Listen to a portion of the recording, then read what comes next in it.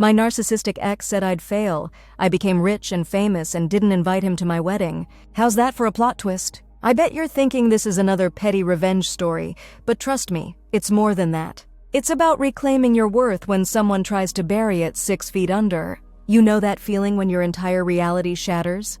When the person who's supposed to love you looks you dead in the eyes and tells you you're nothing? Yeah, that's where this starts. I was 24, full of ambition but lacking direction, when I met Marcus. 6'2", perpetually smirking, with the kind of confidence that walks into a room before he does. He was already making waves in the tech startup scene while I was still figuring out what to do with my marketing degree. Our beginning was like a montage from those cheesy romantic movies. Late-night conversations about changing the world, spontaneous weekend trips, inside jokes that made strangers stare when we erupted into laughter at random moments. His intensity was addictive. When Marcus focused his attention on you, it felt like being bathed in sunlight after years of darkness. God, I sound pathetic even now, 4 years later. The warning signs were there from day one. I just painted them in pretty colors and called them quirks. Like how he'd subtly criticize my appearance under the guise of helping me look more professional. Or how conversations always boomeranged back to his achievements, his ideas, his vision. But isn't that what we do when we're in love? Rationalize red flags into confetti? I moved into his sleek downtown apartment 6 months in. Half my belongings mysteriously didn't fit the aesthetic and disappeared into storage. Looking back, that was Marcus's specialty, making people and things disappear when they didn't serve his narrative. The first year was good, though. I'll give him that. He pushed me to apply for better jobs, to speak up more in professional settings. And I landed a position at Vertex Marketing, a small but respected firm that handled campaigns for local businesses. Nothing groundbreaking, but a solid start. That's where I met Zoe and Aiden, who would later become my business partners. But we'll get to that. Marcus's startup, Nextsite, was gaining traction, securing second-round funding, our apartment filled with expensive gifts he bought himself to celebrate milestones. The $4,000 watch, the limited edition sneakers, the rare whiskey collection he didn't even drink from but loved showing off.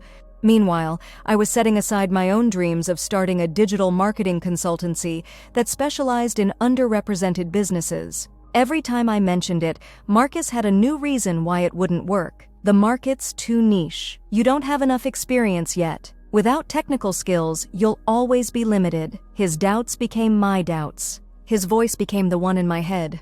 Classic narcissist playbook. I just didn't recognize it then. Year 2 brought changes. Marcus's company grew. So did his ego. So did the distance between us. He started attending networking events and industry parties without me because apparently I wouldn't understand the conversations and might say something that would reflect poorly on him. My chest tightens even now remembering those words. How easily I accepted them. At Vertex I was doing well. Really well, actually.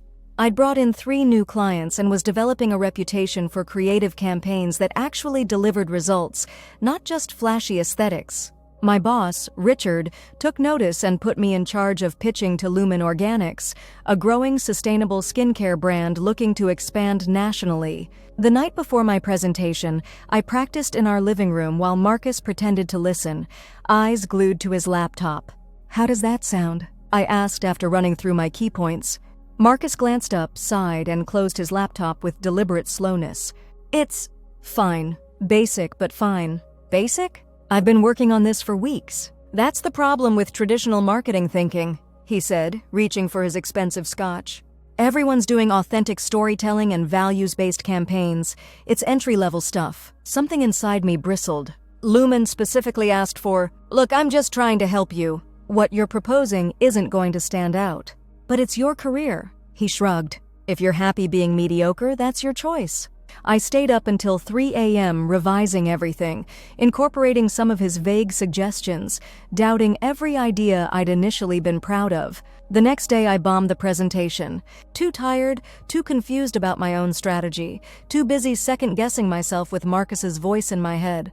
The Lumen executives were polite but unimpressed. Richard was visibly disappointed. I cried the entire cab ride home, then pulled myself together before entering the apartment. I couldn't give Marcus the satisfaction. But the universe has a twisted sense of humor. I walked in to find him hosting an impromptu gathering of his investor friends. Our living room transformed into a bragging arena, champagne flowing, Marcus holding court. No one acknowledged me as I slipped past to the bedroom, except Marcus, who raised an eyebrow as if to say, "Not now."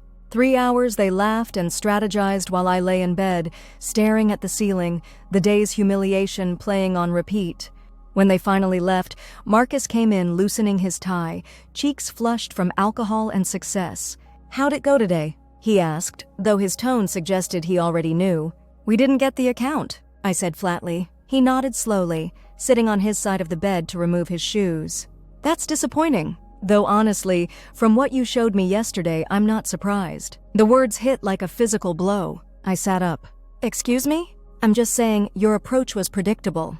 Businesses like Lumen need innovative thinking, not marketing textbook strategies." He stood, stretching.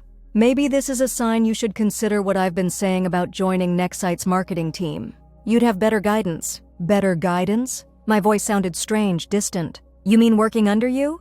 "Well, technically under our CMO, but I could mentor you." He smiled that smile, the one that never reached his eyes. "You have potential. You just need someone to help you reach it." Something snapped. After years of slow erosion, the foundation finally gave way. "Did you ever actually believe in me?" I asked quietly. "Or was I just another project for you to fix?" His smile faltered. "Don't be dramatic. I'm offering you an opportunity most people would kill for. Answer the question, Marcus." He sighed the way adults do when dealing with an unreasonable child.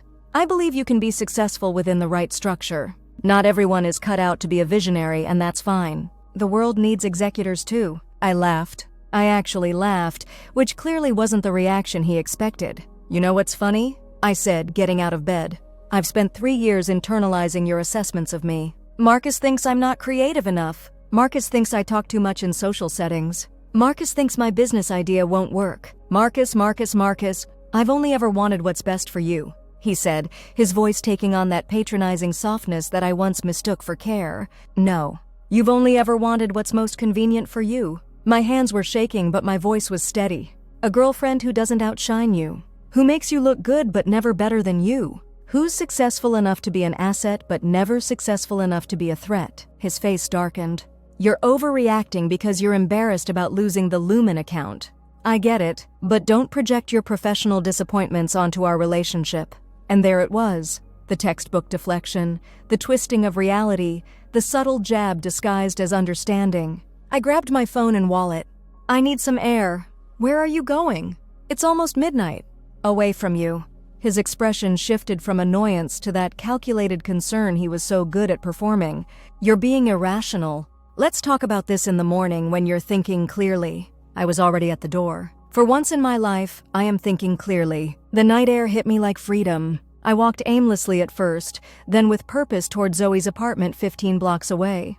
She opened her door in pajama pants and a faded university sweatshirt, took one look at my face, and pulled me inside without a word. 3 hours and 2 bottles of wine later, I'd vomited up 3 years of emotional manipulation. Zoe, bless her, listened to every word, her expression shifting from shock to anger to fierce determination. "You know this is textbook narcissistic abuse, right?" she said finally. "The love bombing at the beginning, the isolation, the constant criticism disguised as helping, the way he makes everything your fault." I nodded, the term narcissistic abuse ringing with uncomfortable truth. My voice caught. "I just don't understand how I let it happen." "I'm not stupid. I'm not weak. Being targeted by a narcissist has nothing to do with intelligence or strength," Zoe said firmly. "These people are emotional predators. They're experts at finding cracks in your armor and exploiting them." She let me crash on her couch, but I barely slept. My mind raced with revelations, connecting dots that had been there all along. The next morning, I called in sick to work. Then I did something I should have done months, maybe years earlier. I started Googling. Signs of narcissistic abuse, gaslighting in relationships, how narcissists undermine your confidence. With each article, each symptom list, each survivor story, my jaw clenched tighter. It was like reading my own biography written by strangers. My phone buzzed constantly with Marcus's messages, each one a perfect study in manipulation. "I'm worried about you. Please let me know you're safe. I think you misunderstood what I was trying to say last night. I only push you because I see how amazing you could be." This is exactly the emotional volatility I've been concerned about. I silenced it and kept reading. By afternoon, I knew two things with absolute certainty. 1. I was never going back to that apartment. 2. I was never letting anyone make me doubt myself again. When I finally replied to Marcus, hours later, I sent only, "I'm safe. I need space. I'll contact you when I'm ready to talk." His response was immediate. "This is completely unnecessary drama. Just come home so we can sort this out." I didn't reply. 3 days I stayed with Zoe, working remotely, avoiding Marcus's increasingly frustrated messages. On day 4, I returned to the apartment while he was at work, with Zoe and her brother's pickup truck, and removed everything that was undeniably mine. I left my key on the kitchen counter with a note. "I deserve better than to be someone's project." That night, in Zoe's spare bedroom surrounded by hastily packed boxes of my life, I cried until my body ached. Not for Marcus, for the years I'd lost, for the self-confidence he'd systematically dismantled, for the dreams I'd put on hold. But mixed with the grief was something unexpected. Relief. Like putting down a weight I'd carried so long I'd forgotten what it felt like to stand straight. The next day, Marcus showed up at Vertex Marketing. I was in a team meeting when the receptionist messaged me, "Your boyfriend's in the lobby. Says it's urgent." Boyfriend. The word now felt like a sour taste in my mouth. "Excuse me," I said to my colleagues, heart pounding as I walked to the lobby. There he stood, impeccably dressed as always, a calculated display of concern on his face, a small gift bag in his hand. Several coworkers glanced curiously in our direction. "What are you doing here?" I kept my voice low. "You left without giving me a chance to fix this," he said, with just the right touch of hurt in his tone. "You're not answering my calls." I said I needed space, and I respected that for days. He stepped closer, lowering his voice. "This isn't you acting this impulsively. I'm worried." There it was again, the subtle implication that my reactions were the problem. That standing up for myself was somehow a symptom of instability. "My decision isn't impulsive," I said, surprising myself with how steady my voice remained. "It's actually years overdue." He glanced around, noticing the interested looks from my coworkers. A private person by nature, or rather, someone who carefully controlled his public image, I knew he wouldn't make a scene here. "At least take this," he said, offering the gift bag. "It reminded me of you." Out of habit, that awful conditioned habit, I took it. Inside was a delicate silver bracelet with a small charm, a bird in flight. "It symbolizes freedom," he said with practiced sincerity, "which is what I've always wanted for you. Freedom to grow, to find your path, with me supporting you along the way." For a moment, just a moment, the old pull returned. The desire to believe he really did want the best for me. That's how they hook you back in, with just enough truth mixed into the manipulation to make it plausible. "Thank you for the bracelet," I said carefully, "but this doesn't change anything. I need to get back to my meeting." His jaw tightened almost imperceptibly. "We have 3 years together. You don't think that deserves more than a note and a vanishing act? You want closure?" I stepped closer, keeping my voice very quiet. "Fine. You've spent 3 years telling me in 100 different ways that I'll never be good enough, that I'll fail without your guidance. So here it is, we're done. And I'm going to succeed despite you, not because of you." He blinked, genuinely caught off guard. "You can keep the bracelet," I added, placing it back in his hand.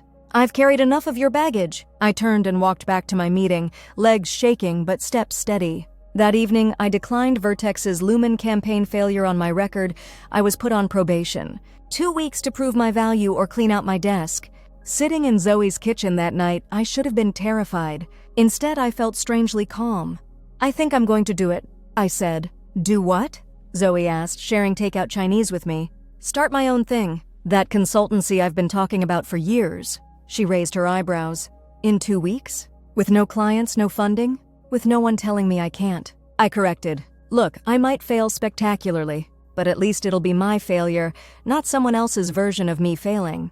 Zoe studied me for a long moment, then grinned. "What if you had a partner?" "What?" "I've been thinking about leaving Vertex anyway. Richard's a dinosaur. The industry's changing and he's still running campaigns like it's 2010. She leaned forward. "And you know Aiden's been freelancing on the side developing that analytics tool for small businesses." My heart began to race. "Are you saying—" "I'm saying maybe your narcissistic ex did us all a favor. Maybe this is exactly the kick in the ass we needed." That night I couldn't sleep again, but this time it wasn't dread keeping me awake. It was possibility. For the first time in years, I felt the future opening up rather than closing in. The next morning, I did something I still can't believe I had the courage to do. I quit my job. No notice, no backup plan beyond a half-formed idea, and 2 equally crazy colleagues willing to jump with me. The following week, as I was setting up our makeshift office in Aiden's garage, Marcus sent one final text. "I always knew you'd crash and burn without me. When this little rebellion fails, don't expect me to be waiting." I stared at those words for a long time, feeling them burrow under my skin. Then I took a screenshot and set it as my phone's background. Every day I'd see his prediction, and every day I'd work to prove it wrong. I didn't know then that those words would become the foundation of everything that followed. The fuel for late nights, rejected pitches, and financial gambles that made my stomach churn. I didn't know that Marcus's certainty of my failure would become my greatest motivation to succeed. All I knew was that I was finally free to try, and fail or fly. At least the voice in my head was finally my own again. They say the best revenge is living well, but let's be honest. The best revenge is living well while your ex watches from the sidelines, choking on the dust of your success. And that's exactly what I intended to do. Marker.io was born in Aiden's garage with 3 desks we'd rescued from a startup liquidation sale, a coffee maker that screamed like it was being murdered every time we used it, and more determination than actual business sense. The name came from our drunken brainstorming session. "We're marking our territory in the digital landscape," Zoe had announced, raising her wine glass with the gravitas of a general declaring war. Our vision was clear, even if our path wasn't. Create a digital marketing agency specifically focused on businesses owned by women, minorities, and other underrepresented groups. The clients other agencies overlooked or condescended to with their diversity initiatives. Instead of treating these businesses as charity cases or token additions to a portfolio, we wanted to position them as the powerhouses they could be with the right strategy. The first month was a special kind of hell. We had exactly 2 clients, a local bakery owned by Zoe's cousin, and a women's clothing boutique that Aiden had designed a website for as a freelancer. Combined, they barely covered our cloud service subscriptions, let alone things like food and rent. I moved from Zoe's spare room to a tiny studio apartment that had definite murder scene vibes, but was all I could afford after depleting my savings. Every morning, I'd wake up and stare at my phone background, Marcus's confident prediction of my failure. My stomach would clench, my jaw would tighten, and then I'd get up and work with a focus I'd never known I possessed. 3 months in, we caught our first real break. An interview I'd pitched to a local business podcast finally came through. I'm not sure what possessed me, but instead of playing it safe, I decided to be brutally honest about our mission. "The marketing industry has a blind spot," I told the host. It sees businesses owned by marginalized groups as niche markets rather than recognizing their massive economic potential. At Marker.io, we don't just want to help these businesses survive, we want to help them dominate. I left that studio convinced I'd just torpedoed our chances of ever being taken seriously in the industry. Instead, my inbox exploded. Apparently, there were a lot of business owners tired of being treated as afterthoughts by traditional agencies. Within a week, we'd scheduled meetings with 7 potential new clients. Within a month, we'd signed 5 of them. Suddenly, we had actual revenue, not enough to pay ourselves proper salaries yet, but enough to move out of Aiden's garage and into a small office space downtown. I'd be lying if I said I didn't check Marcus's social media during those early months. I did, obsessively. Nextsite was thriving, securing another round of funding, featured in tech magazines with Marcus front and center, all perfect teeth and practiced humility.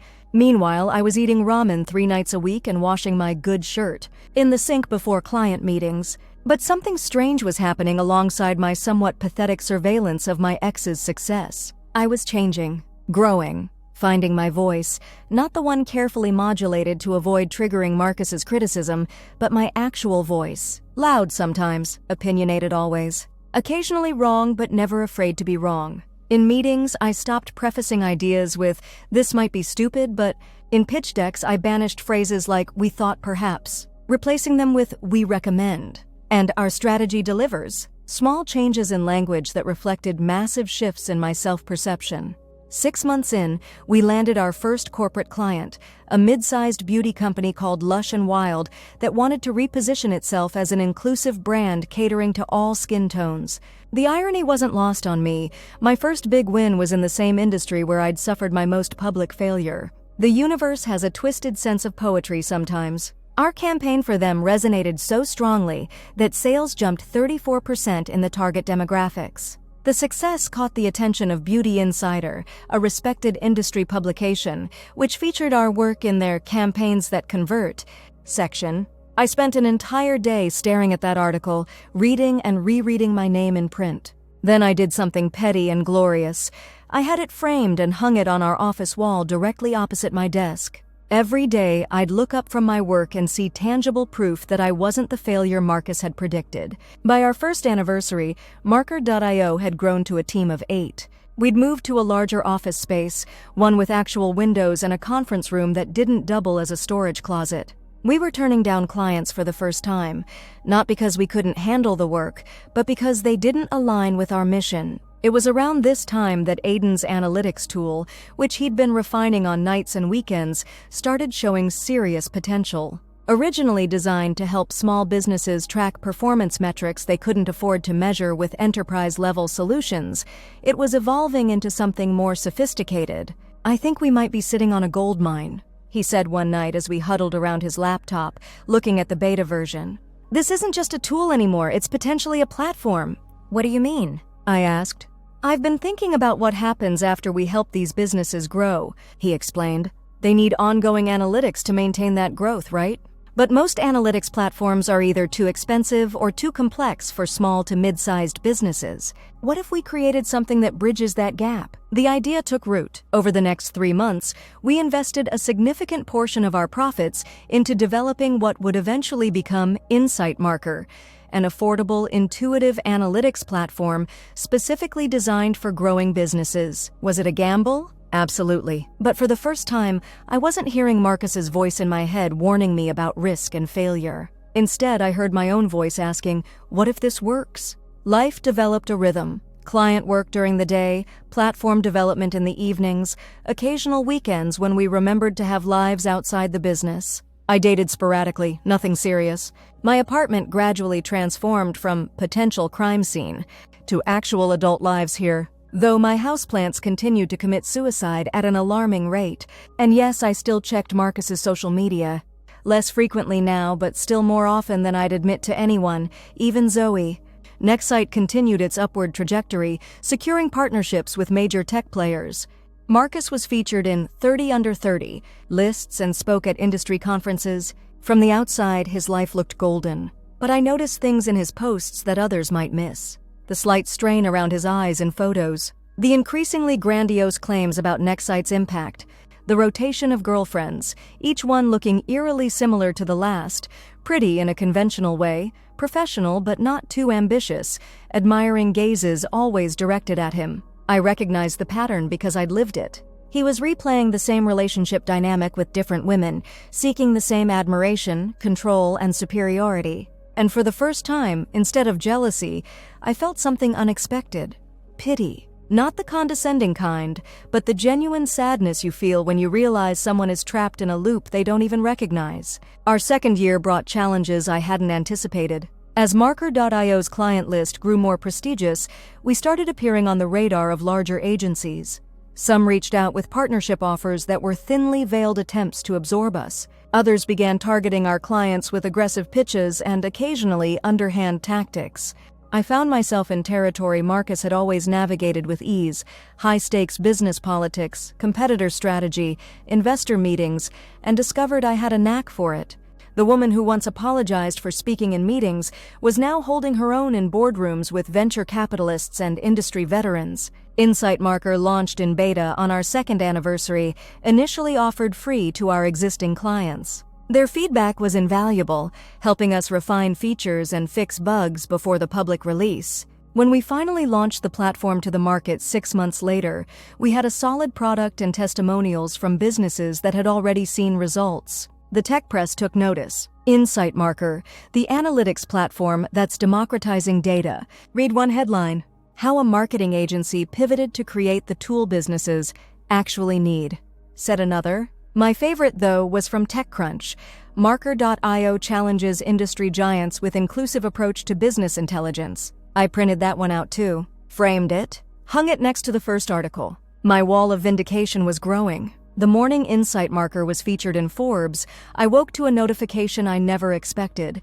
A LinkedIn connection request from Marcus. No message, just the request sitting there like a landmine in my inbox. My finger hovered over the accept button. Part of me, the part still healing, still proving something, wanted him to see how far I'd come. Wanted him to scroll through my profile and read about Marker.io's success, about the platform, about the industry recognition I'd achieved without him mentoring me. But another part of me understood that accepting would be stepping back into his orbit, however peripherally, giving him a window into my life, even a professional one. And did I really need his validation anymore? I closed LinkedIn without responding and went to work.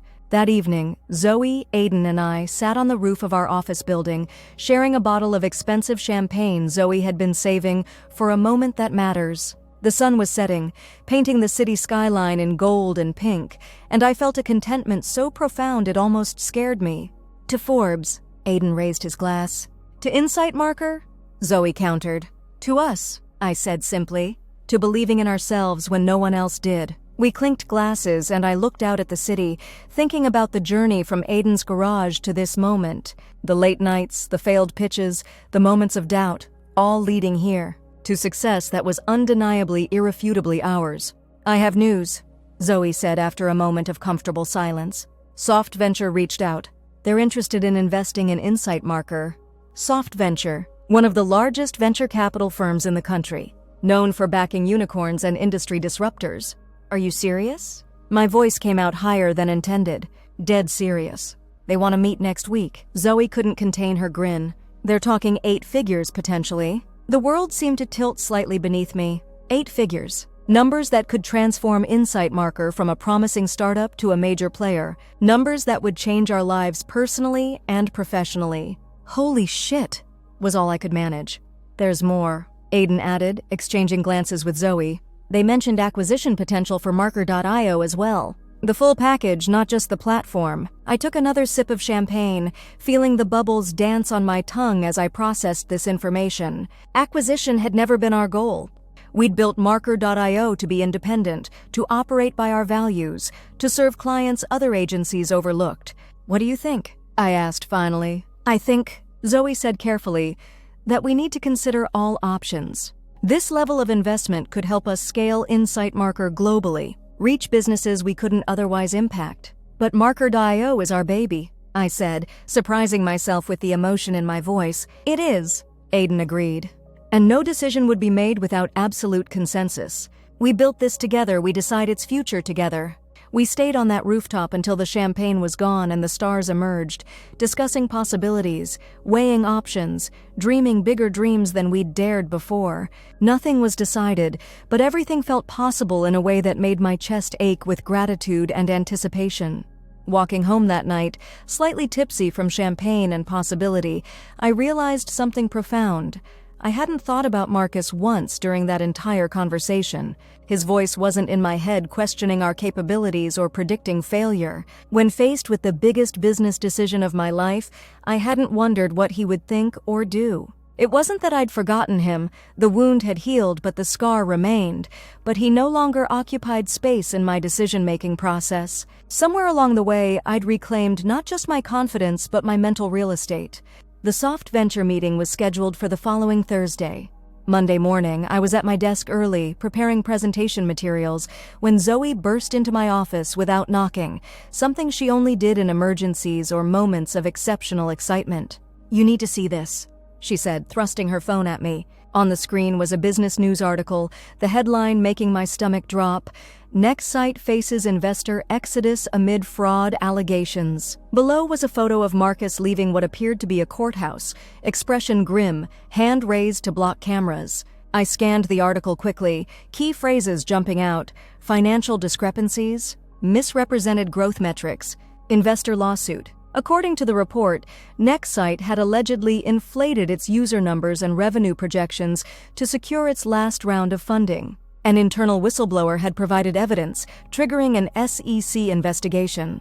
Holy shit, I whispered, echoing my reaction from days earlier, but with entirely different emotions behind it.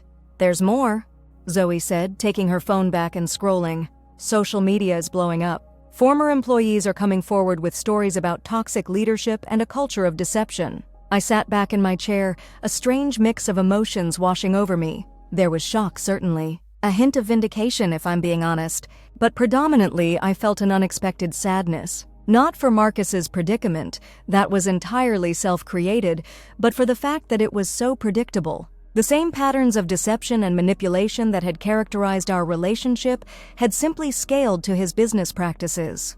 "What are you thinking?" Zoe asked after a moment. What was I thinking? That life has a strange way of balancing scales? That hubris eventually exacts its price?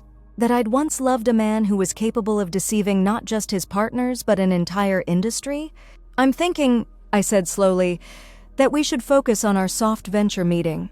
This has nothing to do with us." But later that night, alone in my apartment, I allowed myself to really process the news. 3 years ago, Marcus had looked me in the eye and told me I'd fail without him. Now, as my company stood on the precipice of a major investment deal, his was imploding from the weight of his own deceptions. I didn't reach for my phone to check social media for updates. I didn't feel the need to witness his downfall in real time. Instead, I made tea, curled up on my couch, and drafted notes for our investor meeting. My success didn't need his failure as a backdrop. They were separate stories, intersecting only in the lessons his toxicity had taught me. The next morning, I removed Marcus's text from my phone background. I didn't need that fuel anymore. The fire was burning just fine on its own. The soft venture meeting loomed 3 days away. I channeled all my energy into preparation, into ensuring that when we sat across from those investors, we presented not just a successful business, but a vision worth backing. A future worth investing in. And as I refined our pitch, outlined our growth strategy, and practiced my delivery, I realized I was preparing for something beyond this meeting. Something I hadn't consciously planned but had been building towards since the night I walked out of Marcus's apartment. The ultimate revenge was never going to be my success alone. It wasn't about proving him wrong or making him regret his dismissal of my potential. It was about becoming so completely my own person that his opinion, past, present, or future, became utterly irrelevant. Thursday approached, and with it, a chance to write the next chapter of our story, one defined not by what I was running from, but by what I was running toward. Success on my terms, life on my terms. Happiness that didn't depend on anyone else's validation or approval. As for Marcus, his story would unfold without my audience now. I had my own narrative to craft, and it was just getting to the good part. The soft venture meeting changed everything, but not in the way I expected. I woke that Thursday with a knot of anticipation in my stomach, dressed in the power suit I'd splurged on, a far cry from washing my good shirt in the sink, and met Zoe and Aiden at the office to review our presentation one last time. The news about Nextsite's implosion continued to dominate industry headlines, but I'd managed to compartmentalize it into a separate mental folder labeled "Not My Problem Anymore." "Ready to become disgustingly rich?" Zoe asked as we gathered our materials. "Ready to scale our vision?" I corrected, though the hint of a smile betrayed that yes, the money part was pretty damn exciting too. Soft Venture's offices occupied the top 3 floors of a downtown high-rise, all glass, steel, and implied wealth. We were escorted to a conference room with floor-to-ceiling windows overlooking the city, the kind of view that silently communicates, "We make decisions that shape skylines." The meeting started standardly enough. Introductions, small talk, our prepared pitch about Insight Marker's growth potential, and Marker.io's established client base. The 4 venture capitalists nodded, asked insightful questions, studied our metrics with appropriate skepticism. But halfway through, something shifted. Maxwell Chen, Soft Venture's managing partner, closed his portfolio and leaned forward. "Let's cut to it," he said, his voice carrying the quiet authority of someone who regularly makes 8-figure decisions before lunch. "We've done our homework on you 3. My heart stuttered. Had they found something problematic? Some skeleton we'd forgotten existed? "Your company interests us not just because of your platform or client list," he continued. "It's your philosophy. Your focus on underrepresented businesses has created a unique market position that larger agencies have overlooked." He gestured to our presentation. "You've proven that inclusion isn't just morally sound, it's profitable." I glanced at Zoe and Aiden, seeing my own surprise mirrored in their expressions. "We'd like to propose something different than our initial discussion suggested," Maxwell said. "Rather than a standard investment or acquisition, we want to create a partnership that preserves Marker.io's independence while scaling Insight Marker globally." What followed was a proposal that exceeded our wildest expectations: significant capital investment without sacrificing control, distribution networks we couldn't have accessed independently, and resources to expand both businesses simultaneously rather than choosing between them. By the time we left that gleaming tower 2 hours later, we weren't just looking at a deal, we were looking at a revolution of our own making. "What just happened?" Aiden asked as we stood on the sidewalk, slightly dazed. "I think," Zoe said slowly, "we just won." "No," I corrected, a grin spreading across my face. "I think we're just getting started." The next 6 months were a blur of lawyers, contracts, development sprints, and expansion plans. The final deal with Soft Venture was announced with the kind of industry fanfare usually reserved for tech giants: marketing disruptors secure landmark deal. Read the headlines. Our social media exploded, our client waitlist tripled, and suddenly we were fielding calls from businesses and investors who had previously overlooked us. We moved into new headquarters, an entire floor of a renovated warehouse with exposed brick walls, abundant natural light, and enough space for our rapidly growing team. I upgraded from my potential murder scene studio to a loft apartment in a neighborhood I'd once only visited for special occasion dinners. Small luxuries that had once seemed extravagant became part of daily life: rideshare instead of public transit, lunch deliveries, actual matching furniture. But the most significant changes weren't material. They were in how I moved through the world. In meetings, I spoke with an authority that no longer surprised me. In negotiations, I held my ground without apologizing. In strategic decisions, I trusted my instincts first, data second, and others' opinions a distant third. Insight Marker's global launch exceeded even our optimistic projections. Within 3 months, we had users across 27 countries. Marker.io expanded into new markets, opening satellite offices in Chicago and Atlanta, with plans for London the following year. I was living the success I'd once only imagined, and doing it entirely on my terms. It was during this period of explosive growth that I met James. Not in a bar or through a dating app, but in the most cliché way possible. He literally spilled coffee on me at an industry conference. "I usually wait until at least the second meeting to assault people with hot beverages," he said, helping me dab at my ruined blouse with napkins. "I'm clearly off my game today." He was tall, with curly hair that defied professional styling, glasses that somehow made his blue eyes more noticeable rather than less, and a self-deprecating humor that disarmed me immediately. James ran a nonprofit focused on teaching coding skills to kids in underserved communities, the exact opposite of the ego-driven tech bros that populated most industry events. "Let me buy you a replacement coffee," he offered, "and possibly a replacement shirt, though I draw the line at helping you try it on." I laughed, surprising myself. "Counteroffer, I'll settle for the coffee and your business card." That coffee led to dinner the following week. Dinner led to weekend hikes and lengthy phone calls and the gradual, cautious opening of a heart I'd kept carefully guarded since Marcus. Dating after narcissistic abuse isn't straightforward. I found myself analyzing James's words for hidden meanings, bracing for criticism that never came, waiting for the mask to slip and reveal something darker beneath his kindness. My hypervigilance confused him at first, the way I'd apologize for expressing opinions or test boundaries to see how he'd react. "Someone really did a number on you, didn't they?" he asked gently one night, 6 months into our relationship. We were on his couch, sharing takeout and half watching a documentary. The question caught me off guard, not accusatory, just perceptive. "Is it that obvious?" I asked. "Only to someone paying attention." He set his food down. "You expect landmines where there aren't any." I hesitated, then told him about Marcus. Not everything, just enough to explain the scar tissue he'd been encountering. James listened without interrupting, his expression shifting between concern and barely contained anger on my behalf. "Thank you for trusting me with that," he said when I finished.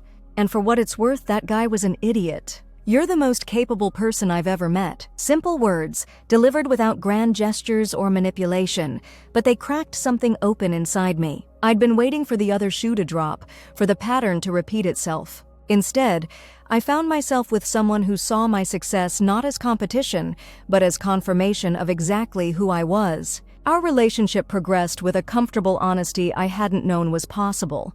James became integrated into my life. Weekend dinners with Zoe and Aiden, holiday gatherings with my family, quiet evenings when work could wait, and the world narrowed to just us. Meanwhile, Marcus's professional downfall continued to unfold through industry gossip and occasional headlines. Nexite was fighting to survive amid investor lawsuits and tanking valuation. Former employees shared stories of toxic leadership and questionable business practices.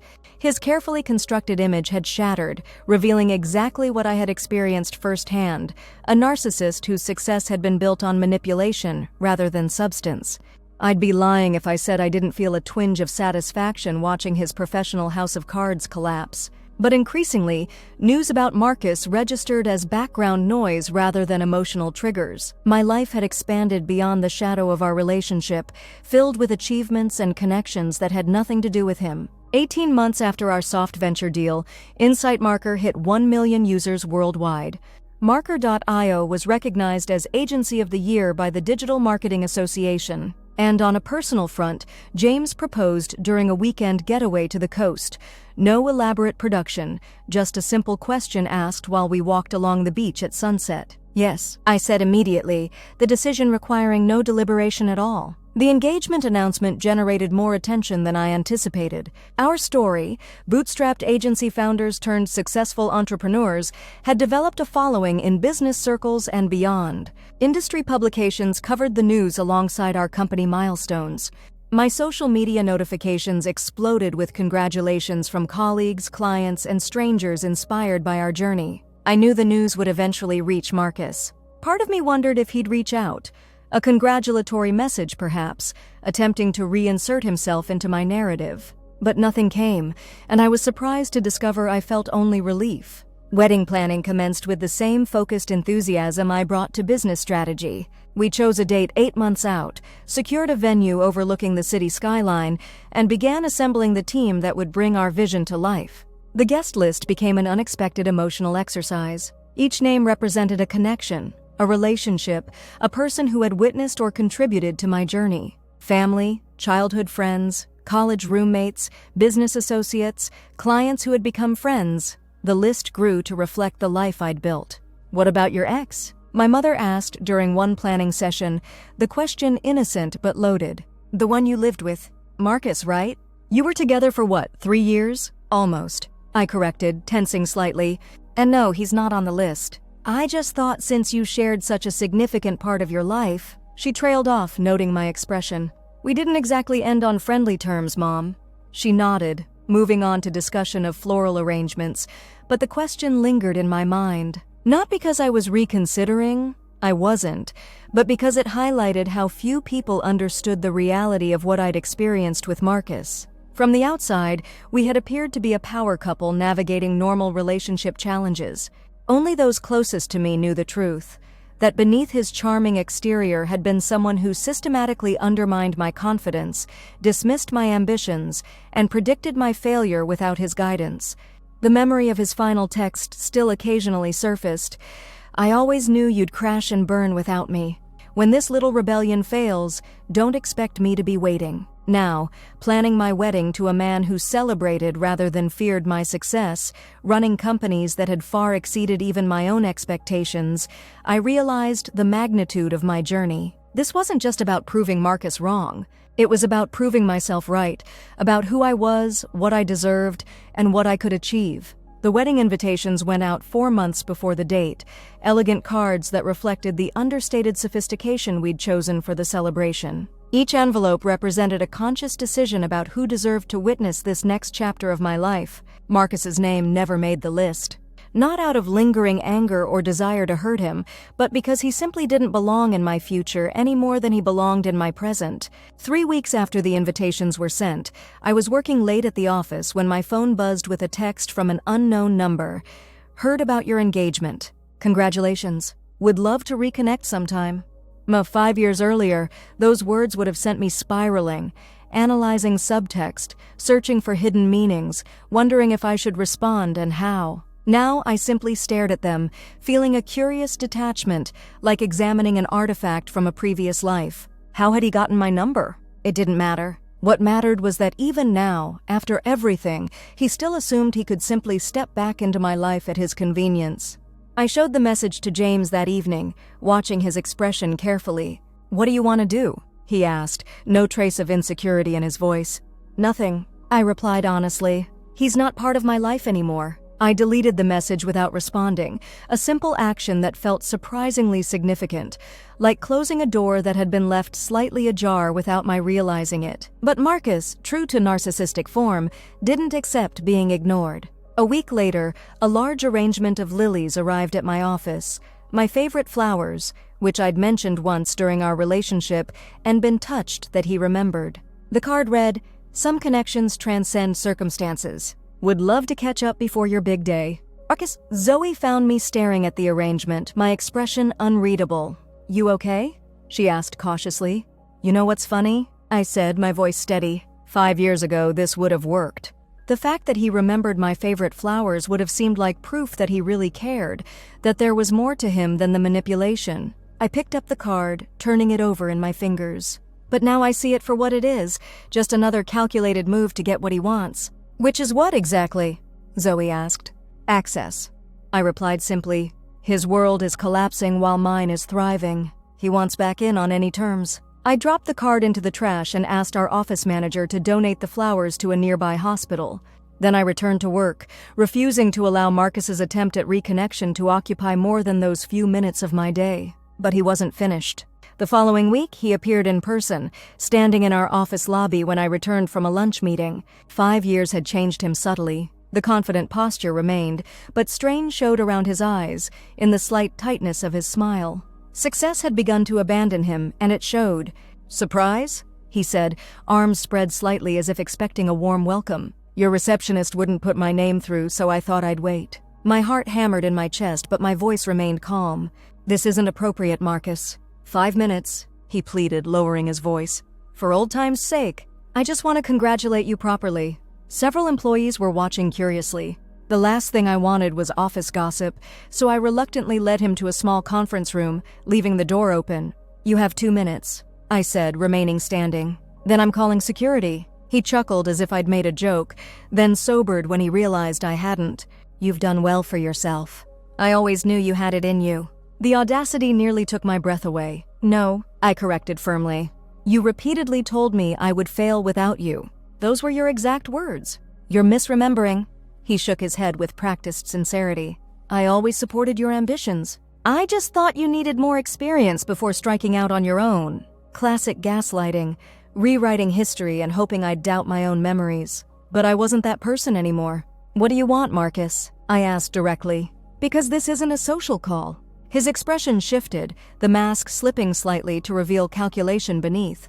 "I've been thinking about us, about how compatible we were professionally. My current venture could benefit from someone with your marketing expertise." There it was, the real purpose. Not reconnection, not closure, not even genuine congratulations. Just another attempt to use me for his own advancement. "Let me be absolutely clear," I said, each word deliberate.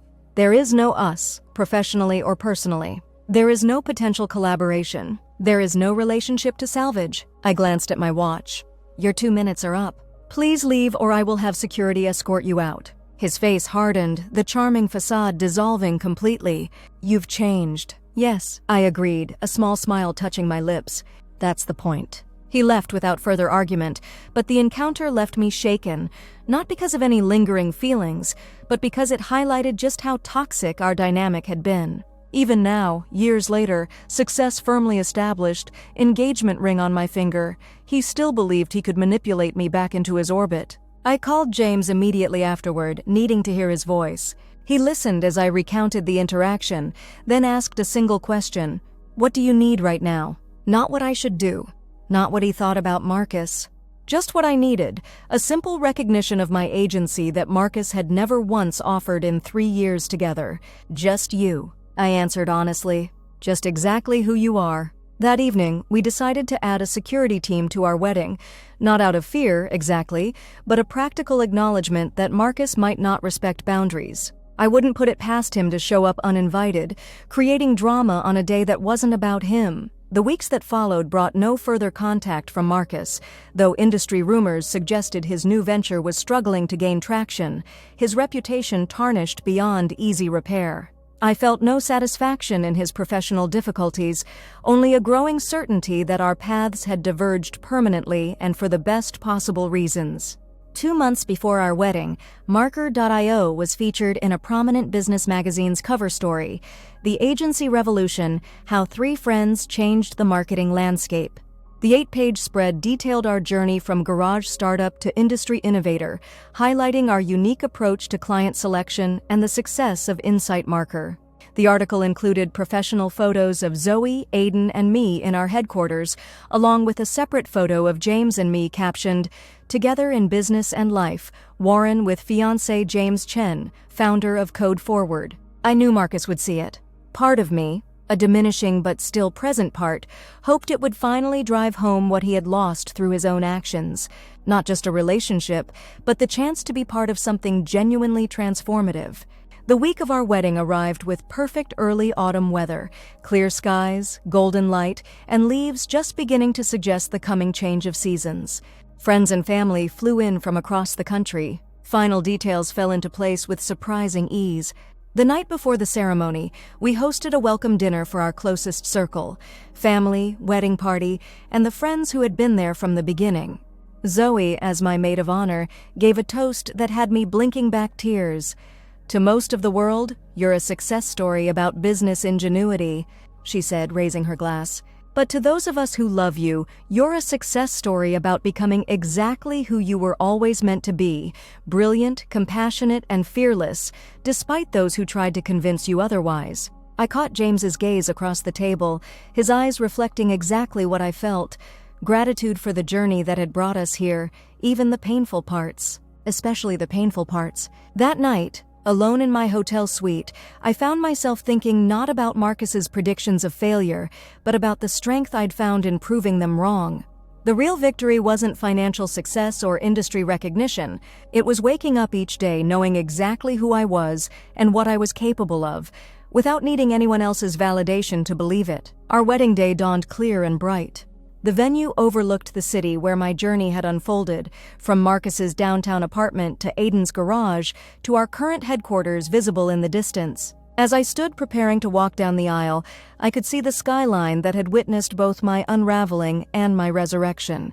200 guests filled the space, each one carefully chosen, each representing a connection that had survived or been forged during my transformation. Marcus's absence wasn't a void, but a conscious choice. Space filled instead with people who had earned their place in my present and future.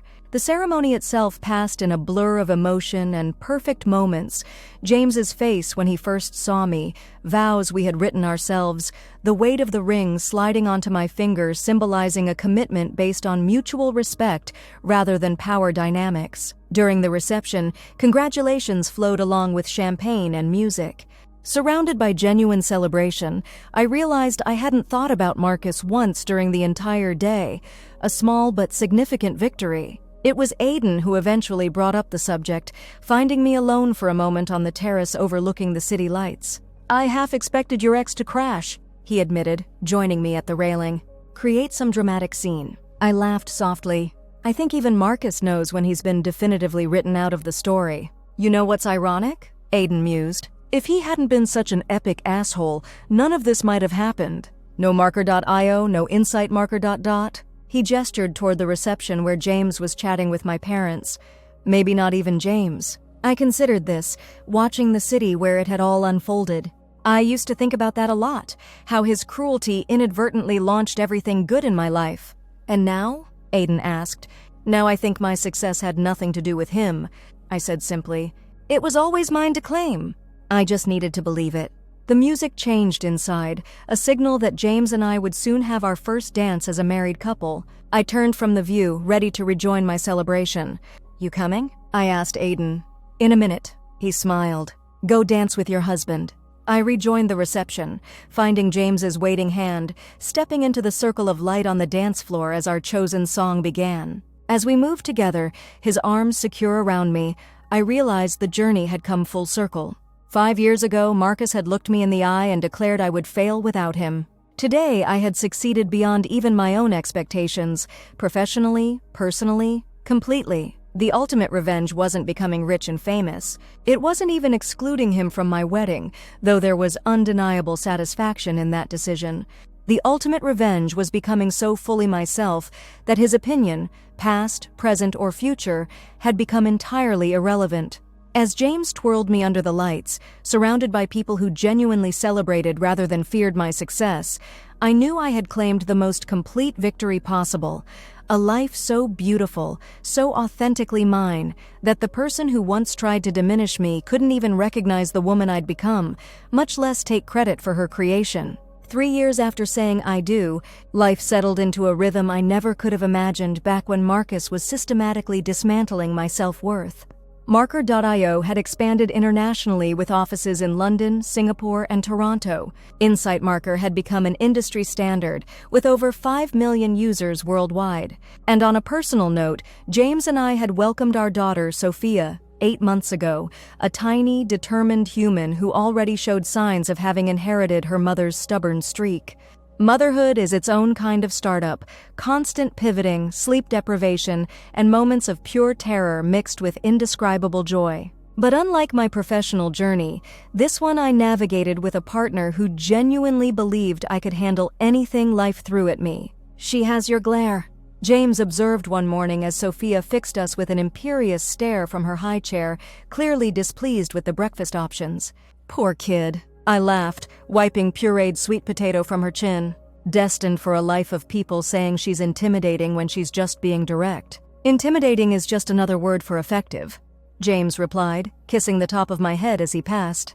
Like mother, like daughter. It was a small moment, utterly domestic and ordinary, yet it highlighted everything I'd gained since walking away from toxicity, a relationship where my strength was celebrated rather than undermined, a life built on mutual respect rather than constant power struggles. I still thought about Marcus occasionally, though with increasingly less frequency and emotional charge. The last I'd heard through industry channels, he'd relocated to Austin, trying to rebuild his reputation with a new venture.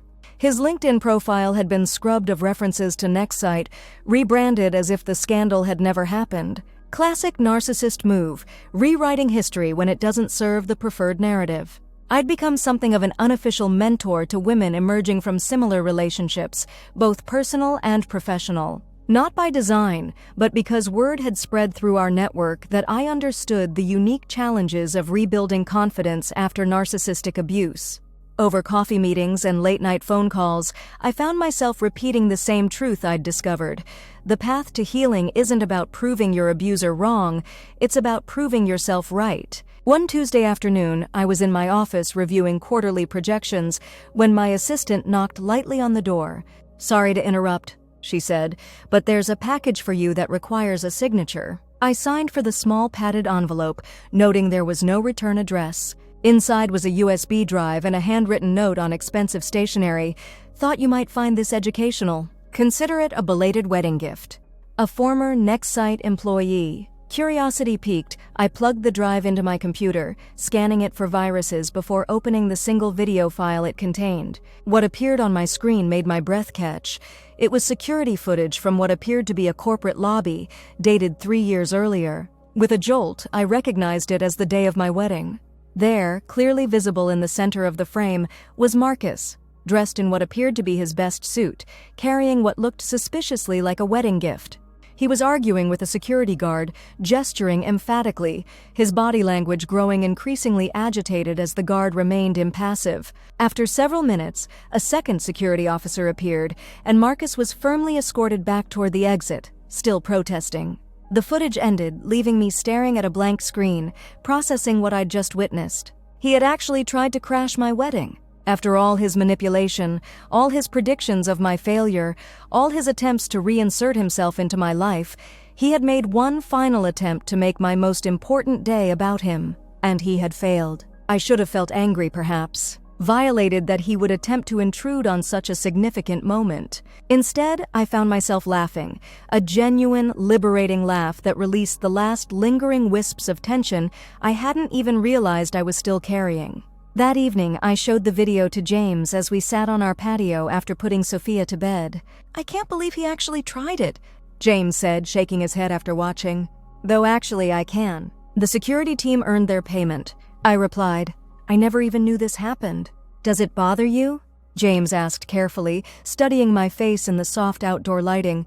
I considered the question, searching for any remnant of the hurt, anger, or fear that had once dominated my emotional landscape when it came to Marcus. "No," I realized, somewhat surprised by my own answer. "It's almost sad, pathetic, this desperate need to be part of a story that wasn't his anymore." I leaned back in my chair, looking up at the night sky. "You know what's strange? There was a time when finding out he tried to crash our wedding would have devastated me. Proof that he still had power, that I couldn't even have that day untainted by his presence. And now?" James prompted gently. "Now it just confirms what I already know, that I made the right choice walking away. That the life I've built is so completely mine that even his physical attempt to insert himself into it failed completely." The next morning, I deleted the video file and tossed the USB drive into the trash. There was no need to preserve evidence of Marcus's last attempt to make himself relevant in my life. No need to give it space, even in digital form. Later that week, during our monthly founders' dinner, I shared the story with Zoe and Aiden over bottles of wine considerably more expensive than the ones we'd shared in the early garage days. I'd pay good money to have seen his face when security turned him away. Zoe grinned, refilling our glasses. "What I still don't understand," Aiden mused, "is what he thought would happen? That you'd see him and suddenly realize you'd made a terrible mistake? Narcissists don't see reality the way we do," I explained, swirling the wine in my glass. "In his version of events, I never truly moved on from him. My success, my marriage, they were all just elaborate attempts to get his attention, to make him regret losing me. The idea that I genuinely built a life that had nothing to do with him simply doesn't compute." As we continued our dinner, conversation drifted to current projects, future plans, the upcoming expansion into emerging markets, all the exciting challenges that defined our present reality.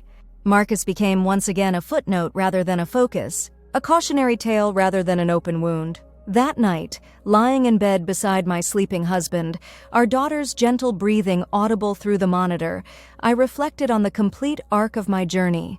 From the young woman who apologized for her ambitions to the CEO who now mentored others through their own transformations. From someone who needed external validation to someone who recognized her intrinsic worth. The revenge fantasy I'd nurtured in the early days of Marcus witnessing my success and regretting his dismissal had evolved into something far more meaningful than I could have imagined. True vindication wasn't in his recognition of what he'd lost, but in my recognition of what I'd gained.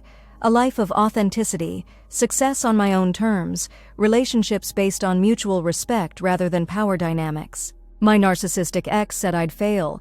I became rich and famous and didn't invite him to my wedding. But the real story wasn't about wealth or status or exclusion. It was about reclaiming my narrative. About learning that success isn't measured by proving others wrong, but by proving yourself right. About discovering that the best revenge isn't just living well, it's living authentically. As I drifted toward sleep, I realized I no longer needed Marcus as a villain in my story. I no longer needed his predictions as motivation or his criticisms as fuel. The final victory wasn't just surviving him or succeeding despite him. It was in reaching a place where he became irrelevant to my story entirely. Some people enter our lives as lessons rather than blessings. Marcus had been both, a painful lesson that ultimately led to the greatest blessings I could have imagined.